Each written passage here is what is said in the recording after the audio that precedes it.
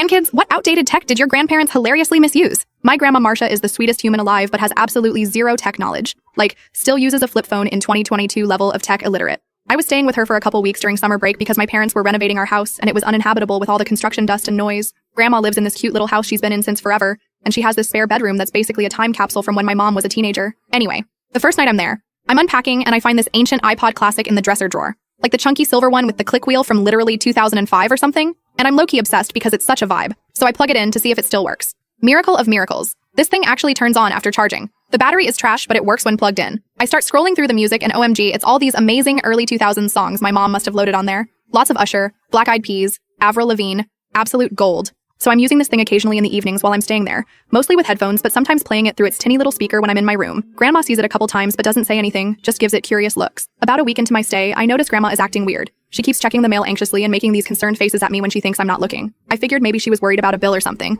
but whenever I asked if everything was okay, she'd just smile and say, "Oh yes dear, everything's fine." But it was not fine. I could tell she was stressed about something. She started taking phone calls in whispers out on the porch, which she never does. And one day I overheard her talking to her friend Amy on the landline about being worried about money, which was super weird, because Grandma is usually pretty comfortable financially. Then one afternoon, I come home from meeting up with some friends and find Grandma sitting at the kitchen table with her checkbook out, looking absolutely devastated. Her eyes are all red like she's been crying. I immediately panic and ask what's wrong, and she just pushes this envelope across the table to me. It's a phone bill. Or at least, that's what the envelope says. It's actually just her regular monthly statement. But she circled a number in red pen, $698. And next to it, she's written, "International?" I'm confused so I ask her what this is about. And she takes a deep breath and says she knows I've been calling people overseas, and that she's not mad, but she doesn't understand why I wouldn't just use my cell phone instead of running up her landline bill. I'm completely lost at this point. I haven't used her landline once the entire time I've been there. I basically live on my cell like any normal person my age, but she's convinced I've been making international calls. So I ask her to show me which calls on the bill are the problem. But here's where it gets weird. She can't actually find specific calls on the statement that add up to that amount. The bill looks totally normal to me. Then she says, "It must be from that phone gadget you've been using in your room." And that's when it clicks.